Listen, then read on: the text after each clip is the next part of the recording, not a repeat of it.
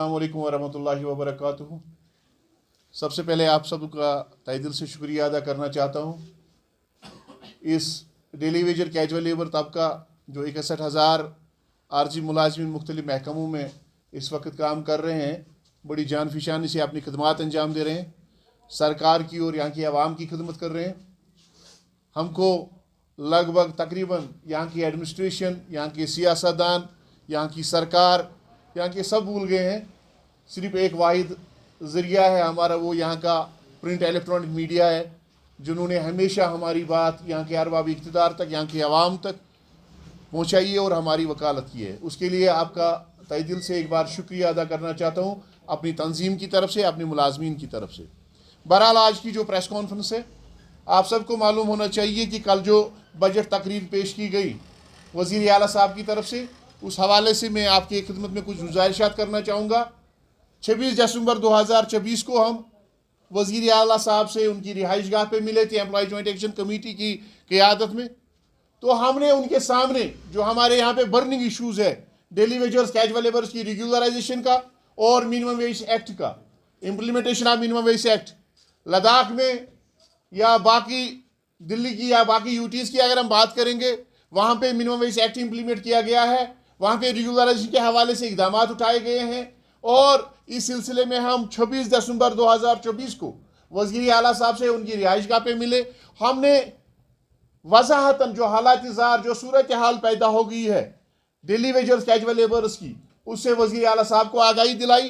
तो जवाबन वज़ीर आला साहब ने यह कहा कि स्टेटहुड मिलने तक आपने रेगुलराइजेशन का इंतजार करना पड़ेगा। फिर हमने implementation of minimum wage act के हवाले से बात की। हमने कहा कि 25 सितंबर 2024 को मरकजी सरकार ने मिनिमम वेज एक्ट के हवाले से ऑर्डर इशू किया है, जिसमें 783 रुपये से 1035 रुपया तक पर डे के हिसाब से कैजुअल लेबर की उजरत को मुकर्रर किया गया है। तो उन्होंने उस वक्त उसकी हामी भरते हुए ये कहा कि आपके साथ इंसाफ किया जाएगा, तनख्वाह में बढ़ोतरी की जाएगी। बहरहाल उसके बाद एमसी की तरफ से जो बरसर इक़्तिदार पार्टी है, उनके एमएलएज की तरफ से बयानात आगे, कोई तनख्वाह की बढ़ोतरी की बात कर रहा था, कोई रेगुलराइजेशन की बात कर रहा था, कोई ये कह रहा था कि इस सारे मामले का हल जो है वो बजट के दौरान हो जाएगा। इसके बाद वज़ीर आला साहब ने प्री बजट मीटिंग्स का इनेकाद शुरू किया।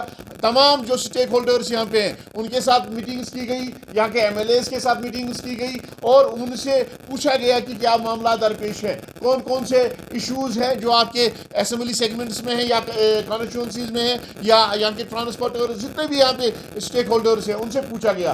सिर्फ एक तबके को नज़रअंदाज किया गया, जो यहाँ की सरकार को चलाते हैं। हम एम्प्लॉयज़ की बात करते हैं, मैं खाली डेली वेजर्स कैजुअल लेबर्स की बात नहीं कर रहा हूँ, सारे एम्प्लॉयज़ की 4.5 लाख मुलाजमिन हैं और 61,000 से ज़ायद आर्जी मुलाजमिन हैं। इस तबके को नज़रअंदाज किया गया। प्री बजट मीटिंग में हमको नहीं बुलाया गया, तो हमने कोई गिला शिकवा नहीं किया। तो हमने ये सोच के इस चीज़ को छोड़ दिया कि हमारी जो नुमाइंदगी वो हमारे एमएलएज कर रहे हैं, यहाँ के जो सरकार है वो कर रही है, यहाँ का जो ऑनरेबल चीफ मिनिस्टर साहब है उमर अब्दुल्ला साहब, वो हमारी नुमाइंदगी कर रहे हैं, क्योंकि वो डेली वेजर्स कैजुअल लेबर्स के इशू से बाखबर है। वो उनको इल्मियत है कि यहाँ का डेली वेजर कैजुअल लेबर्स किन हालात से गुजर रहा है, कसम पुरसी की हालत में जिंदगी बसर कर रहा है, दर दर की ठोकरें खाई है। उन्होंने बड़ी बड़ी तकरीरें इस हवाले से की, तो हम मुतमईन थे कि वो हमारे हालात से बाखबर है। शायद आज की बजट में इस हवाले से कुछ ना कुछ हो जाएगा। बहरहाल उसके बाद जब बजट स्पीच कल पेश की गई, वज़ीर आला साहब ने 1 घंटा से ज़्यादा तकरीर की। तो इस 1 घंटे में जिन लोगों ने अपना सब कुछ कुर्बान कर दिया है यहाँ की सरकार के लिए, यहाँ की आवाम की खिदमत करते करते, चाहे कोविड था, नामासाइद हालात थे, हमने ज़बरदस्त हालात का सामना किया है। जब यहाँ के ब्यूरोक्रेट्स, यहाँ के सियासतदान नामासाइद हालात के दौरान बीरून रियासतों में क़याम पजीर थे, तो हम वो लोग हैं, यहाँ का डेली वेजर, यहाँ का कैजुअल लेबर, यहाँ का मुलाजिम वो है जिसने यहाँ की आवाम की खिदमत की। हमने अपनी आवाम को नहीं छोड़ा, हमने उनकी खिदमत करते रहे। लेकिन जब बजट स्पीच की बात आई, इस बजट स्पीच में डेली वेजर कैजुअल लेबर को देने के लिए सरकार के पास फूटी कौड़ी भी नहीं थी। हम इसकी पुरजोर अल्फाज में मजम्मत करते हैं और डेली वेजर्स कैजुअल लेबर्स मायूस हो चुके हैं इस बजट से। और दूसरी बात, इस बजट में क्या रखा गया है? इस बजट में हॉस्पिटल्स के लिए पैसा रखा गया है, वेलकम करते हैं हम उस चीज का। लेकिन जो हॉस्पिटल्स में आपके लोग काम कर रहे हैं, जो आपका कूड़ा जो कचरा साफ करते हैं, वहां के आरजी मुलाजमीन, कंट्रैक्चुअल्स, कंसोलिडेटर्स, जिनको आप 600 से 500, 800, 2000 रुपये तनख्वाह दे रहे हैं, जो आपकी एम्बुलेंस को दिन रात चलाते हैं अपनी जान की कीमत पे, उसका इसमें कोई ख्याल नहीं रखा गया है। जेजीएम जो जल जीवन मिशन के तहत जो पैसा वागुजार किया गया है, जो स्कीमें बनाई गई है, उसका इसमें जिक्र है इस बजट में। लेकिन जो इन स्कीमों को चलाएगा उनके हवाले से एक शब्द भी नहीं कहा गया है। जो नई स्कीमें बनाई गई है, ऑलरेडी तो शॉर्टफॉल है पीएचई डिपार्टमेंट में। यह जल जीवन मिशन जो सेंटर स्पॉन्सर्ड स्कीम है, हर घर को जल के जरिए से नल के जरिए से जल पहुंचाया जाएगा, इस हवाले से करोड़ों रुपए वागुजार किए गए और मुख्तस भी रखे गए हैं। लेकिन इस स्कीम को चलाने वालों के हवाले से फूटी कौड़ी भी नहीं है। टूरिज्म के हवाले से बड़े पैमाने पे टूरिज्म को फरोग देने के लिए इन्होंने बातें की, लेकिन टूरिज्म का कैजुअल लेबर 2014 से मर रहा है, उसको आप फूटी कौड़ी नहीं दे रहे हो, उसका कोर्ट ऑर्डर इंप्लीमेंट नहीं कर रहे हो। स्कूल के हवाले से इन्होंने पैसा रखा कि अपग्रेडेशन हो जाएगी, स्कूलों को, प्राइमरी स्कूलों को, मिडिल स्कूलों को, हाई स्कूलों को अपग्रेड किया जाएगा। लेकिन वहां का सीपीडब्ल्यू वर्कर मर रहा है, तड़प रहा है, दवाई के लिए पैसा उसके पास नहीं है, खाने पीने के लिए उसके पास पैसा नहीं है, बुजुर्ग वालिदैन के इलाज के लिए उसके पास पैसे नहीं है, उसका कोई ख्याल नहीं है इस बजट में। एग्रीकल्चर के हवाले से बात की गई है, लेकिन एग्रीकल्चर में काम करने वाले जो इस डिपार्टमेंट को चला रहे हैं, सेरिकल्चर का कैजुअल लेबर, एग्रीकल्चर, फॉरेस्ट का, कैंपा का कैजुअल लेबर, एग्रोस्ट्रोलॉजी का कैजुअल लेबर, उसके हवाले से कुछ नहीं कहा गया है। तो इस बजट में क्या है? इस बजट में डेली वेजर्स कैजुअल लेबर्स के हवाले से एक जुमला पेश किया गया है। वो जुमला क्या है कि हम हल तलाश कर रहे हैं ताकि यहां का आरजी मुलाजिम अच्छे से और मयारी जिंदगी इसको बसर करने का और गुजरने का मौका मिले। जुमला पेश किया गया है। वो जुमला क्या है कि हम हल तलाश कर रहे हैं ताकि यहां का आरजी मुलाजिम अच्छे से और मयारी जिंदगी इसको बसर करने का और गुजरने का मौका मिले।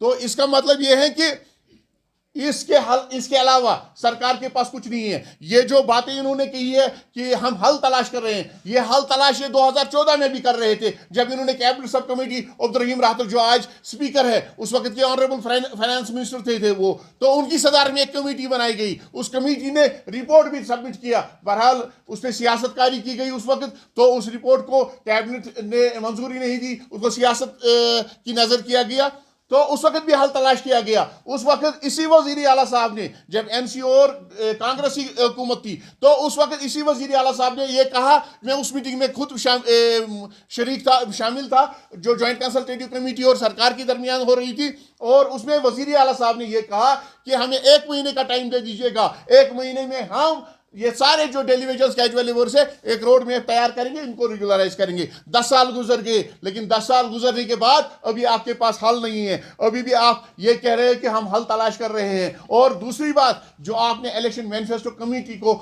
बनाया था, जिस कमेटी का चेयरमैन हमारा फाइनेंशियल एक्सपर्ट है अब्दुर्रहीम राहतर साहब, जो कई बार फाइनेंस मिनिस्टर भी रह चुके हैं, जब उन्होंने इसको इलेक्शन मैनिफेस्टो में लाया, मेरा सवाल होगा उनसे, जब उन्होंने इलेक्शन मैनिफेस्टो में लाया तो उन्होंने लीगल और फाइनेंशियल इंप्लीकेशन जो भी इसमें चीजें थी, उन तमाम पहलुओं पर नजर डालते हुए ही उन्होंने इसको इलेक्शन मैनिफेस्टो में लाया। अगर उन्होंने ऐसे ही इसको लाया था इलेक्शन मैनिफेस्टो में, तो फिर ये सरासर हमारे साथ नाइंसाफी है, धोखा है। उन्होंने धोखे की बुनियाद पे हमसे वोट ले लिया है। हमने ये जो वोट हमारे आरजी मुलाजमीन ने 60,000 जो 61,000 हमारे आरजी मुलाजमीन है, जो यहाँ के रेगुलर मुलाजमीन है, उन सब का एक ही मुतालबा था। जो बर्निंग इशू है यहाँ का डेली वेजर कैजुअल लेबर का, क्योंकि मुलाजिम के पास इस वक्त कोई इशू नहीं है, उनका यही मुतालबा था कि इस बर्निंग इशू को हल किया जाए। लेकिन 5 लाख 4.5 लाख मुलाजिम और 61,000 आरजी मुलाजमीन के खानदानों ने इस चीज को लेके वोट दिया था, इनके इलेक्शन मैनिफेस्टो को देख के वोट किया था।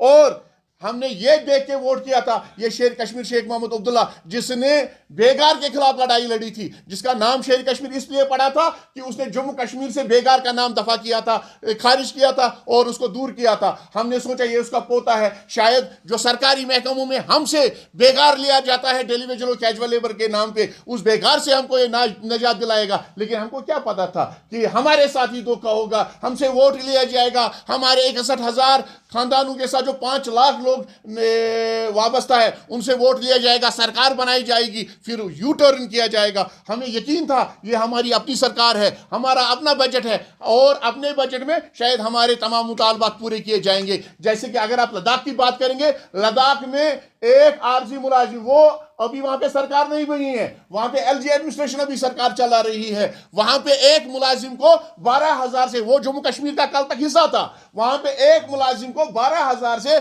45,000 रुपया दिया गया है। और यहां की सरकार हमको ये कह के, ये जुमला कह के चुप कराने की कोशिश कर रही है कि आपको 9,000 रुपये दे रहे हैं और आपके हवाले से हल तलाश करेंगे। और क्या बनेगा इन 9,000 में? मैं वजीर आला साहब से गुजारिश करना चाहूंगा कि उन्होंने इस चीज का एतराफ किया है, उन्होंने इस चीज का एतराफ किया है कि ये अच्छी और मयारी 9,000 में कुछ नहीं होने वाला है। बच्चों का फीस हम अदा नहीं कर सकते हैं, इस समाज के साथ लेन देन नहीं कर सकते हैं, बुजुर्ग वालिदैन का दवाई का खर्चा बर्दाश्त नहीं कर सकते हैं, 2 वक्त की रोटी का इंतजाम नहीं कर सकते हैं। आज महंगाई आसमान को छू रही है, 9,000 में आएगा तो आएगा क्या? और majority of daily wagers, casual labours 9,000 ले रही है। जो बाकी लोग हैं वो अभी भी 2,000 HDF NYC, बाकी जो लोग हमारे हैं वो अभी भी 5,000 4,000 3,000 रुपए ले रहे हैं। और दूसरी तरफ से इन्होंने और एक मुसीबत डाल दी, वो है स्मार्ट मीटर। स्मार्ट मीटर में एक आम शहरी भी वैसा है और एक डेली वेजर भी वैसा है। जब स्मार्ट मीटर की बिल हमको अदा करनी पड़ेगी, आप 9,000 में स्मार्ट मीटर की बिल अदा करेंगे,